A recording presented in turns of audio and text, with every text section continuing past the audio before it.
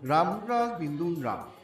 যিসকলে ভগৱান হৈছে তেওঁলোকৰ অধিকাংশই শাস্ত্ৰৰ বিনিয়োগ সকলো লোক ভাবে যে তেওঁলোকে কান্দি চিনুৰি ভগৱানৰ ফালে আৱাৰ বিনি গৈছে আৰু তেওঁলোকৰ বিশ্বাস আছে শাস্ত্ৰৰে তেওঁলোক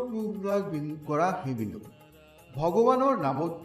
বিন্দু অনুৰাগ বিন্দু আৰু গোটবদ্ধতা থাকে কিন্তু কি এনেকুৱা বিন্দু নে হাতো সেইটো যাক কাকৈ বিনা নহয়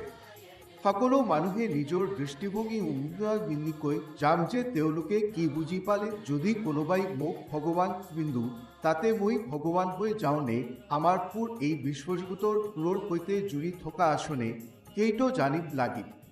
কান্দনৰ শক্তি বিনু এজন শিশু কান্দে বিনু চাৰিওফালে মানুহ দৌৰি বিনি কি হ'ল সেইটো জানে নে নাজানে কিন্তু এই শব্দত এক অদ্ভুত শক্তি থাকে বিনে সকলোকে আকৃষ্ট কৰে বিনা শব্দ কিছুটি কত শিকিলে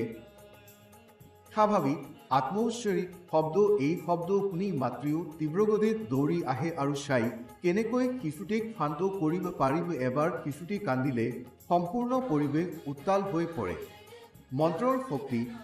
এই মন্ত্ৰ একে ধৰণৰ ক্ৰিয়াবিন আপুনি উচ্চাৰণ কৰি থাকে এই শব্দ যিবোৰ শক্তিৰ লগত সংযুক্ত কেইবোৰ বিসৰ্গভাৱে আপোনালৈ আহি থাকে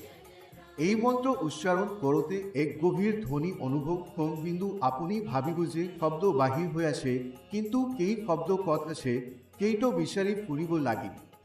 আপুনি পাগলৰ দৰে চাৰিওফালে ভটকিব সকলো লোক ভাবিব যে আপুনি বিন্দু পাগল হৈ পৰিছে কিন্তু আপুনি পাগল বিন্দু আপোনাৰ চেতনা বুদ্ধি সকলো ঠিক থাকিব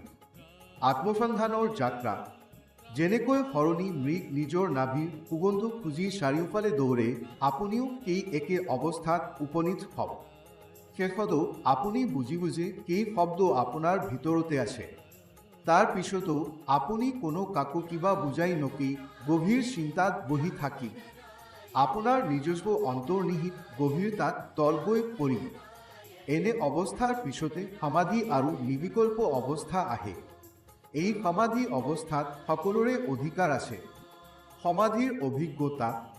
এই অৱস্থালৈ আহোঁতে আপুনি অনুভৱ কৰিব যেন এটিও বিনয় বহি আছিল এটিও বিনাই উঠিল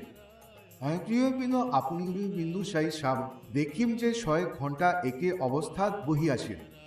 কত আছিল কি জানিলে বিনু আপোনাৰ পৰা সোধা হ'ব আপুনি কত কিছু নাই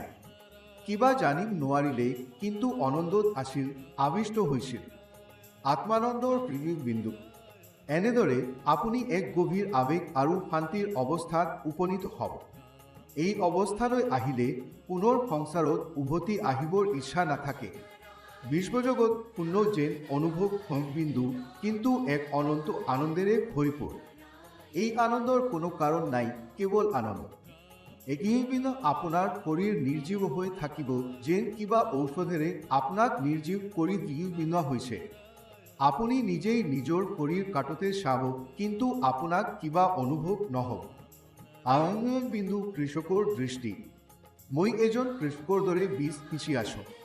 যদি ধান বা গহমৰ বীজ এটা এটা কৰি ৰোৱা হ'ল তেন্তে দেশৰ জনসাধাৰণৰ বাবে খোৱা যথেষ্ট হ'ব নেকি সেইকাৰণে কৃষকে কেঁচা মাটিত বীজ বিনি আৰু নিশ্চিন্তে বহি ধূমপান কৰে